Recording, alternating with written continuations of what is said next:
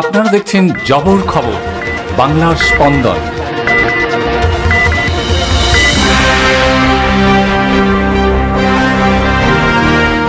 প্রতি বছরের মতো এবছরও বাঙালির শ্রেষ্ঠ উৎসব দুর্গাপুজোর দিনগুলি নিরাপদে সুষ্ঠুভাবে উদযাপনের লক্ষ্যে বারুইপুর পুলিশ জেলার অন্তর্গত জয়নগর থানার উদ্যোগে হয়ে গেল এক বিশেষ আলোচনা সভা।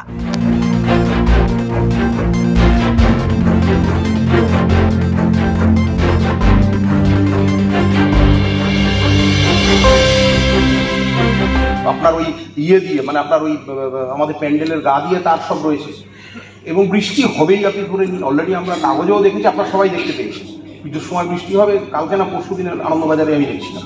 তো সেক্ষেত্রে মানে কোনোভাবেই যেন প্যান্ডেলটা করলাম শর্ট সার্কিট হয়ে গেল, একটা কিন্তু দুর্ঘটনা ঘটে গেল।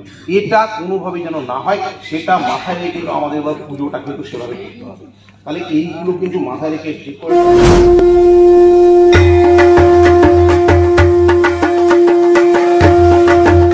পুজো আর মাত্র কয়েকটা দিন বাকি। প্রাকৃতিক দুর্যোগকে উপেক্ষা করে প্রতিটি পুজো কমিটির প্রস্তুতি পর্ব চূড়ান্ত পর্যায়ে। যুদ্ধকালীন তৎপরতায় চলছে প্রতিমা ও মণ্ডপ তৈরির কাজ। আর তারই মধ্যে বাঙালির এই শ্রেষ্ঠ উৎসবে সকলে যাতে নিরাপদে সুষ্ঠুভাবে পুজোর দিনগুলি কাটাতে পারেন, সেজন্য বারুইপুর পুলিশ জেলার অন্তর্গত জয়নগর থানার উদ্যোগে শনিবার জয়নগর শিবনাথ শাস্ত্রী সদনে এলাকার বিধায়ক, ব্লক প্রশাসন, বিদ্যুৎ ও দমকল আধিকারিক ও জনপ্রতিনিধি, সমাজসেবী ও সমস্ত পূজা কমিটির কর্মকর্তাদের নিয়ে আলোচনা সভা হয়ে গেল। প্রত্যন্ত অঞ্চল থেকে শুরু করে আমাদের অন্যান্য যা প্রত্যেক অঞ্চলের বিভিন্ন জায়গা থেকে আপনারা এসেছেন এবং সর্বোপরি আমাদের যারা আজকে মাননীয় অতিথিরা যারা মঞ্চ উপবিষ্ট আছেন তারাও প্রত্যেকে খুবই সময় সংকীর্ণ।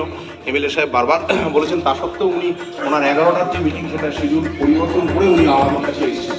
তো আমরা দেরি না করে মিটিং শুরু করছি।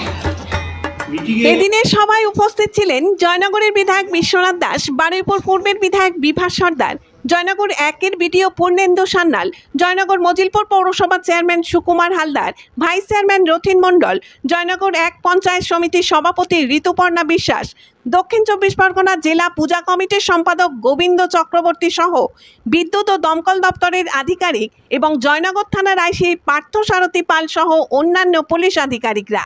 এবছর আপনারা জানেন অলরেডি বৃষ্টি অনেক বেশি হচ্ছে, অতিরিক্ত বৃষ্টি অলরেডি আপনারা নিশ্চয়ই ফলো করে দেখেছেন যে গত 2 মাস ধরে যে বৃষ্টি হয়েছে সেই 2 মাস কিন্তু আমরা এক্সেস বৃষ্টিতে চলছি বা 20% 25% এক্সেস বৃষ্টিতে আছি। এই মাসেও কিন্তু এক্সেস বৃষ্টি হবে এই মাসের তুলনায়। এই মাসে যত বৃষ্টি হওয়া দরকার সেই তুলনায় এক্সেস। ইলেকট্রিসিটি দেখুন, আমাদের এখন অনেক রকম টেকনোলজি এমনই উন্নত হয়ে গেছে, আমরা সেটা দিয়ে ভালো কাজও করছি। টেকনোলজি উন্নত হয়ে যাওয়ার ফলে সেটা দিয়ে আমরা প্রচুর খারাপ কাজ করছি। তো সেই জায়গাটা কথা মাথায় রেখে প্রত্যেক পুজো কমিটিকে যা আমি বলছি, যারা শুধুমাত্র প্লেন আমার ওই টিউব লাইট বা এই ধরনের যে লাইটগুলো আছে লাগাবেন তাতে কোনো অসুবিধা নেই, কিন্তু যখনই আপনি চেন বা বিভিন্ন আমাদের যে কার্যকলাপ বোর্ডের মাধ্যমে কিপ্যাডের মাধ্যমে যে লাইট আপনি ঝলকানি দেখাচ্ছেন আলোর, এক্ষেত্রে প্রত্যেককে বলবো খুব সতর্ক, খুব সজাগ থাকবেন। কেন? এটা ভেরি মাচ ইম্পর্টেন্ট। তো এক্ষেত্রে ভেরি খুব সেন্সিটিভ, কেয়ারফুল থাকবেন। কোথায়?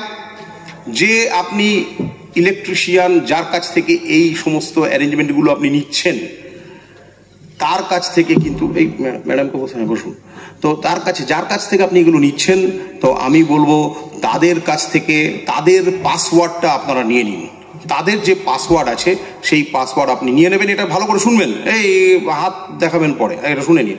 তাদের পাসওয়ার্ড, এইটা ভেরি মাচ ইম্পর্টেন্ট, মুশকিল আছে। তাদের পাসওয়ার্ডটা আপনারা নিয়ে নিন। নিয়ে আপনি অর্থাৎ সেক্রেটারি এবং প্রেসিডেন্ট যারা দুজন আছেন, এই দুজনের বাইরে আর তৃতীয় ব্যক্তি কেউ জানবে না। আপনারা আপনাদের নিজস্ব পাসওয়ার্ড ইউজ করুন। অবশ্যই আপনারা আপনাদের নিজস্ব পাসওয়ার্ড ইউজ করুন, কোনো ব্যাপার না। 4 দিন 5 দিন 7 দিন যা আলোর ঝলকালি দিলেন, আলো চললো, ব্যাস সুন্দর হয়ে গেল। আবার খুলে একটা কোনো ইয়ের সামনে টুক করে পাসওয়ার্ড চেঞ্জ করে একটা ভুলভাল কিছু লেখা ওখানে বের করে দিল, ব্যাস ওটাই সারাক্ষণ চলতে থাকলো। কেউ একটা ভুলভাল কোনো ছবি দিয়ে দিল, ওটাই সারাক্ষণ চলতে থাকলো, ব্যাস সেটা নিয়ে একটা বিরাট সমস্যা তৈরি হয়ে যাবে। সেই জন্য বারবার বলছি, যারা এই ধরনের এলইডি লাইট ব্যবহার করবেন, এলইডি মিনস এলইডির মাধ্যমে যে পুজোর যে আলোর ঝলকানি দেখাবেন, সেই ধরনের যারা এলইডি চেন ফেন লাগাচ্ছেন তাদের কথা আমি বলছি না, এমনি বাল্ব লেগে দিলেন পুরো, সেটা বলছি না। মানে এলইডির যে আলোর ঝলকানি এইটা যারা করবেন তারা কিন্তু অতি অবশ্যই পাসওয়ার্ড যখনই ইলেকট্রিশিয়ানের কাছ থেকে নেবেন, কিছু ব্যাপার না, আপনার যে জানে। জয়নগরের বিধায়ক হিসাবে 136-এর, কারণ আজকে যারা পুজো কমিটির সদস্যা এসছেন, দুটো বিধানসভা পুজো কমিটির উদ্যোক্তারা এসছেন 136 এবং 137। 137-এর বিধায়ক অবশ্যই আসবেন, একটু পরে আসবেন। আমার কয়েকটা প্রোগ্রাম আছে বলে আমি আইসি সাহেবকে বলেছিলাম যে তাড়াতাড়ি বলে আমি বেরিয়ে যাব। তো এই যে একটা পুজোর আগে একটা মিলনের যে জায়গা তৈরি করে দিয়েছেন এই আইসি সাহেব, আমি জয়নগরের বিধায়ক হিসাবে আইসি সাহেবকে শুভেচ্ছা অভিনন্দন জানাচ্ছি। মঞ্চে উপস্থিত আছেন আমাদের সবচেয়ে সিনিয়র মানুষ, দক্ষিণ 24 পরগনার পূজা কমিটির সম্পাদক, বয়স হয়েছে, ভালোবাসার টানে, ভালোবাসার তাগিদে আপনাদের কিছু পরামর্শ দেওয়ার জন্য, অভিজ্ঞতা শেয়ার করার জন্য তিনি প্রতি বছর আসেন, এবছরও এসেছেন। সেই গোবিন্দ চক্রবর্তী মহাশয়কে আমি বিধায়ক হিসাবে তাকে শুভেচ্ছা অভিনন্দন এবং প্রণাম জানাই গোবিন্দবাবুকে। যেটাকে আমরা এখন বাস্তব সত্যি হিসেবে আমরা একসঙ্গে উৎসবের দিনগুলো আনন্দ করি। দেখুন, দুর্গাপুজোর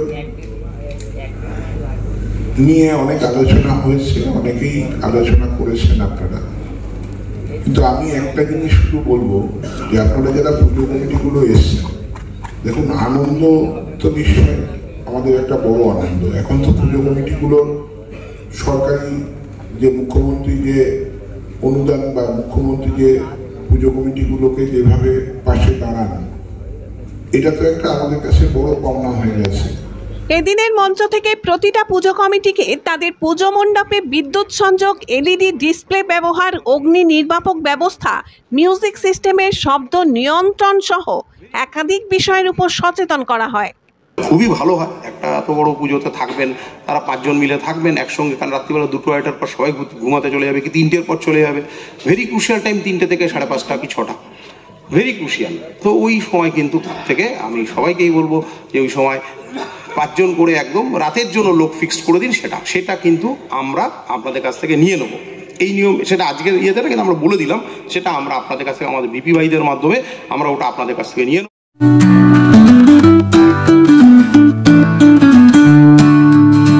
সপ্তাহের প্রতিদিন চোখের ডাক্তার মানে জয়নগর রথ কালার আইশেফ।